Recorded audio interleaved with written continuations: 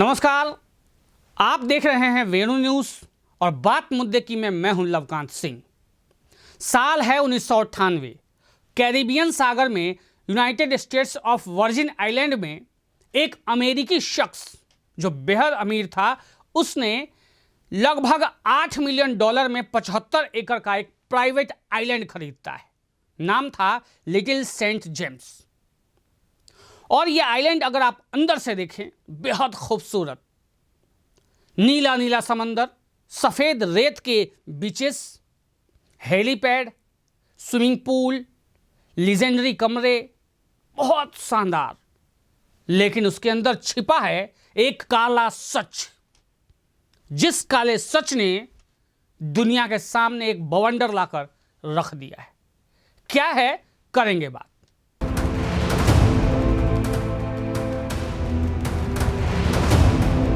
ऊपर से देखो तो जन्नत, बहुत खूबसूरत, लेकिन अंदर ऐसे ऐसे कारनामे चल रहे थे जिसने दुनिया को शर्म से झुका दिया है।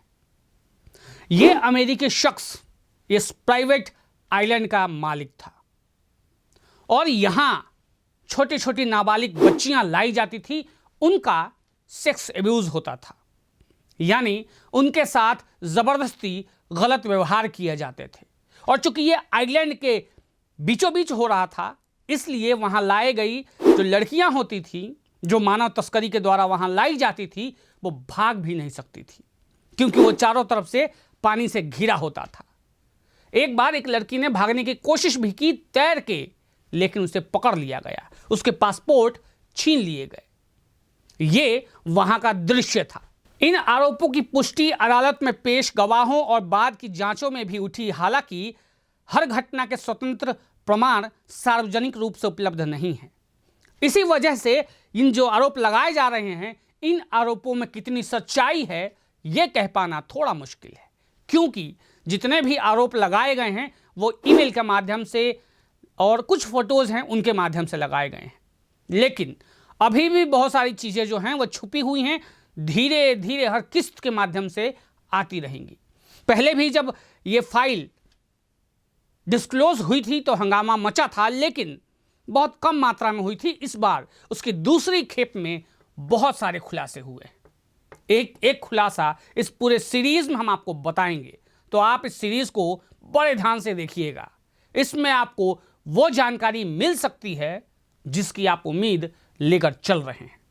इस वजह से स्थानीय लोग इस जगह को बाद में डर और घृणा से याद करने लगे।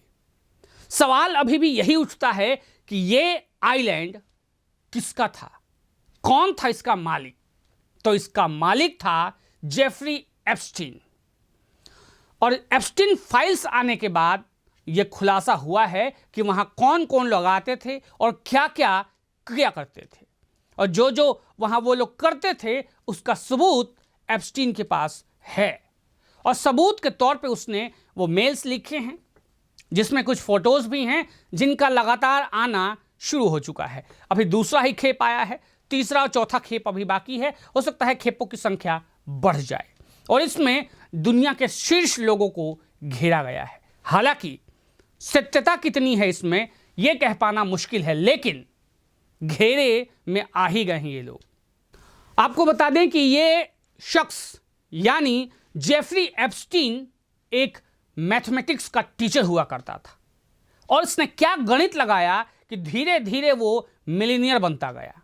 बड़े बड़े लोगों से जान पहचान होने लगी, और न केवल बड़े बड़े प्रोफेसर्स बल्कि नेताओं से भी इसकी जान पहचान होने लगी। बड़े बड़े बिजनेसमैन से इसका लेन देन शुरू हो गया, और ये सबका फाइनेंशियल एडवाइजर बन के खड़ा हो गया। और उसके बाद इसकी जो लॉबी थी वो बहुत बड़ी बन गई। बहुत सारे देशों के प्रधानमंत्री, राष्ट्रपति और बड़े बड़े लेखक, नेता, पत्रकार, बहुत सारे लोग इससे जुड़ गए और चर्चा में है। इसलिए चर्चा का विषय वो लोग भी हो जाते हैं जो इनसे जुड़े थे। हालांकि यह भी सच है कि किसी का किसी फाइल में नाम आ जाना उसे दोषी साबित नहीं करता है, लेकिन कहीं ना कहीं शक की सुई जो है वो उसकी तरफ इशारा करना शुरू कर देती है। हालांकि बहुत सारे लोगों ने जिन जिन का नाम आया है, उन सब लोगों ने इसे गलत बोला है, बोला है कि यह झूठ है, लेकिन इस झूठ में सच है या यह झूठ पूरा ही झूठ है, यह आना अभी बाकी है। एप्स्टीन पर पहले भी केस चला था, लेकिन उसे एक विवादित और बेहद हल्की सजा मिली। बाद में खोजी पत्रकार, खासकर मियामी हेराल्ड की रिपोर्टिंग ने इस मामले को फिर से राष्ट्रीय स्तर पर उठा दिया है, जिसे आधिकारिक तौर पर आत्महत्या बताया गया, लेकिन इस पर आज भी बहस और संदेह जारी है।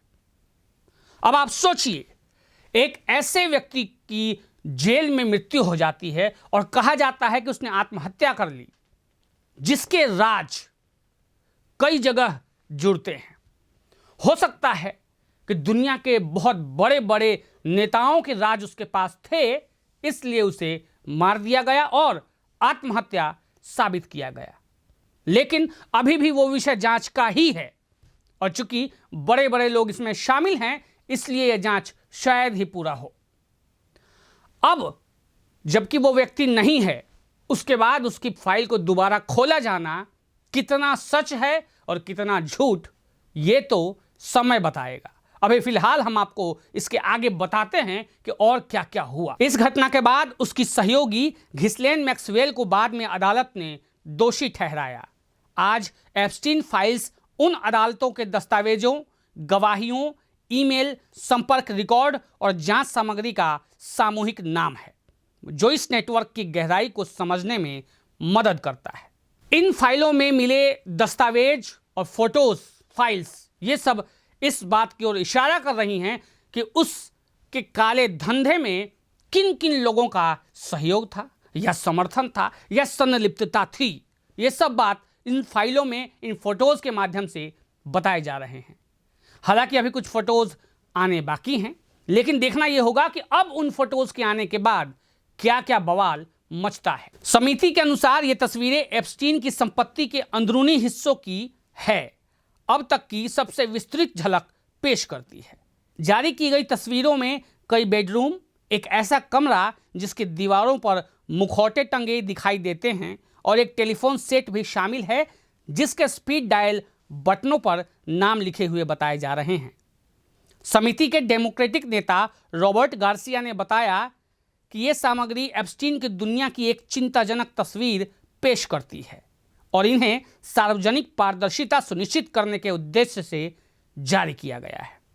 ध्यान देने वाली बात यह है कि ये तस्वीरें कथित तौर पर 2020 में ली गई थी, यानी एप्स्टीन की 2019 में मृत्यु होने के बाद। मेटाडाटा के अनुसार उसकी मौत के बाद ये जो तस्वीरें ली गई थी, उसमें घर की स्थिति थोड़ी सी अस्त व्यस्त थी।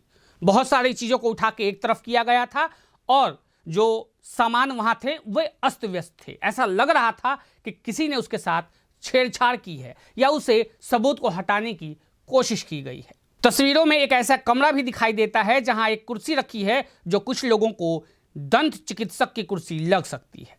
एक अन्य कमरे में ब्लैक बोर्ड पर पावर, डिसेप्शन और ट्रुथ जैसे शब्द लिखे दिखाई देते हैं, जिनमें से कुछ हिस्सों को संपादित किया गया है। समिति के सदस्यों का कहना है कि ये तस्वीरें उस जांच से संबंधित हैं जिसमें एप्स्टीन और उसके सहयोगी घिस्लेन मैक्सवेल की गतिविधियों को लेकर जानकारी जुटाई जा रही है। दुनिया में दोबारा इन फाइलों के माध्यम से हलचल मचाने वाली मियामी हेराल्ड की पत्रकार काफी पहले भी एक्टिव रही हैं। इससे पहले भी उन्होंने कई सवाल उठाए हैं और इस बार जो उन्होंने तथ्य रखा है उसने पूरी दुनिया को हिला दिया है। नई तस्वीरें भले ही सीधे तौर पर आरोप साबित न करती हों, लेकिन वे इस दुनिया की परतें जरूर खोलती हैं जहां सत्ता, पैसा और गोपनीयता लंबे समय तक एक साथ चल रहे थे। लिटिल सेंट जेम्स अब एक आइलैंड नहीं है, अब एक गुनाहों का सबूत का केंद्र हो चुका है। एक वो स्थान जहां दुनिया भर के बड़े बड़े नेताओं के संपर्क थे और उनकी काली करतूतें वहां होती थी। अब कहा यह गया कि इन जगहों पे अगर अच्छे से जांच हो और उनके साथ छेड़छाड़ न किया जाए तो और भी सच निकल सकते हैं। इन सभी के पीछे जो लड़की है, जो पत्रकार है, जूली के ब्राउन, उसने इससे पहले भी आवाज उठाई थी कि इस व्यक्ति को इतनी छोटी सी हल्की सजा क्यों दी जा रही है। कौन लोग हैं जो इसे बचाना चाह रहे हैं, और क्या जो बचाना चाह रहे थे उन्हीं लोगों ने इसे मरवा भी दिया। अभी इस पर और क्या क्या हो रहा है और क्या क्या होना है वो सब आगे बताएंगे, लेकिन इतना तो तय है कि इस सच के बाद कौन कौन से लोग उससे जुड़े थे, किन किन पे इस जांच की आंच आ सकती थी, इन सब पर से पर्दा उसने हटा दिया है और दुनिया के बड़े बड़े नाम इसमें लिए गए हैं। कौन कौन से हैं वो नाम और उन पे क्या असर हो सकता है अगले एपिसोड में बताएंगे। आज के लिए इतना ही। नमस्कार।